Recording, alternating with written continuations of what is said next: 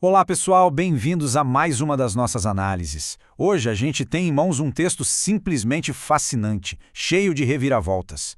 De um lado, a gente vai ver um baita sucesso geopolítico, acordos de paz sendo fechados, recursos vitais sendo descobertos. Um verdadeiro triunfo.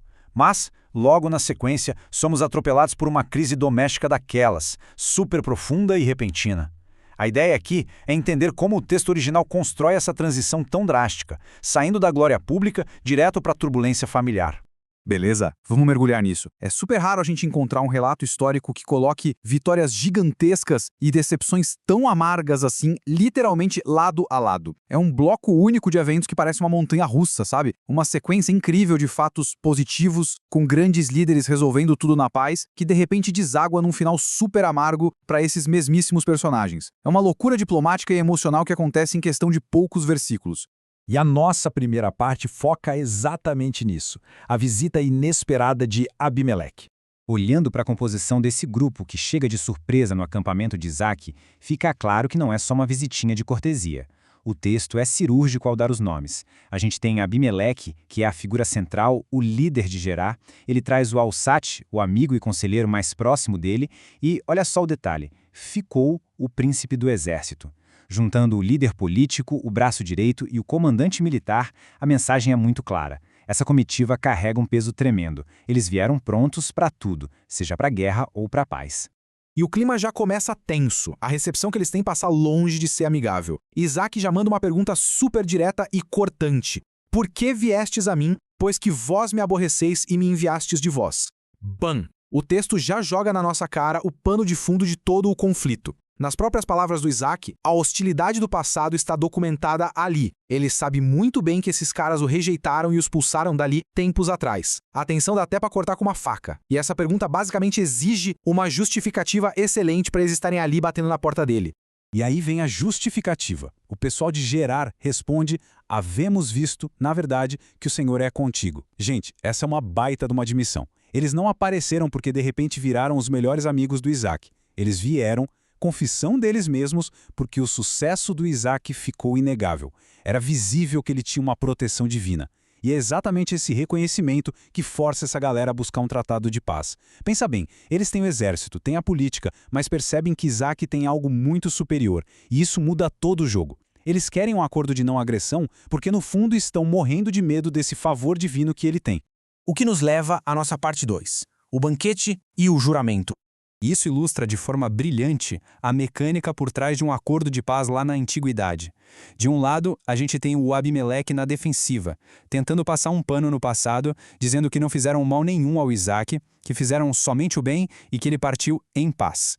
E ainda manda agora tu és o bendito do Senhor. Do outro lado, o que o Isaac faz? Em vez de ficar discutindo quem estava certo ou errado no passado, ele vai direto para a parte prática. Ele prepara um banquete gigantesco e todos comem e bebem juntos. Essa hospitalidade é, na verdade, uma aceitação não verbal. É a formalização da paz. O conflito ali foi literalmente resolvido na mesa de jantar. Agora, reparem só na velocidade que tudo isso acontece. À noite rola o banquete de reconciliação. Logo em seguida, o texto diz que eles levantaram de madrugada, fizeram os juramentos e Isaac os mandou embora em paz. A diplomacia foi fechada num piscar de olhos. Mas a história não dá nem tempo de respirar. No mesmíssimo dia, os servos de Isaac chegam correndo com uma super notícia. Essa sequência acelerada serve justamente para mostrar como fazer as pazes com aquela potência estrangeira ativou quase que instantaneamente uma outra bênção super concreta. Vamos então para a parte 3, água e o nome Berseba. A notícia que os servos trazem é curta, mas muda tudo. Temos achado água. Gente, encontrar água naquela região árida não é brincadeira. É a diferença entre a vida e a morte. É o auge da prosperidade para sustentar o acampamento inteiro e todos os rebanhos. E eles cavaram esse poço exatamente no mesmo dia em que o acordo com o rei de Gerar foi assinado. A sincronia do negócio é simplesmente absurda. Ameaça militar neutralizada de manhã e o recurso mais essencial de todos garantido logo na sequência. É vitória dupla. Para eternizar esse dia espetacular, o relato nos entrega a origem do nome de um lugar que ficou para a história. Isaac decide chamar esse poço novinho de Seba. E o texto frisa muito bem isso, é exatamente por causa desse evento e do nome desse poço que a cidade passou a se chamar Berseba, até o dia de hoje. Esse triunfo diplomático e geológico foi tão grande que marcou literalmente a geografia do lugar para sempre. Onde rolou o juramento e brotou água, nasceu uma cidade. E chegamos na parte 4, as escolhas de Esaú. Mas aí, no ápice de todo esse sucesso público, a história dá uma guinada brutal. 40.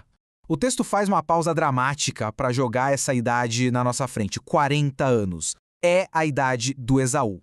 Uma fase da vida onde a gente espera ver maturidade, decisões sólidas, sabe? Mas é exatamente aí que o Esaú toma umas atitudes que vão balançar toda a estrutura e a paz que a família dele tinha acabado de conquistar tão brilhantemente. Comece aqui a crise. Aos 40 anos, a grande escolha de vida que o Esaú faz é casar com 2 mulheres, Judite, filha de Beri, e Bazemate, filha de Elon. E o relato é categórico ao destacar um detalhezinho que muda tudo. Ambas são etéias. Casar com mulheres de povos locais traz de imediato um elemento completamente estranho e cheio de conflito para dentro da casa do Isaac. E o mais chocante é ver o contraste disso com a diplomacia super cuidadosa que a gente viu nos versos anteriores. Então, o ponto crucial é perceber o abismo gigante entre essas duas áreas da vida do Isaac que o texto coloca lado a lado. Na rua, no campo aberto, a gente tem uma paz duradoura e próspera com os líderes de Gerar, coroada com poços jorrando água fresquinha. Mas dentro de casa, amargura pura.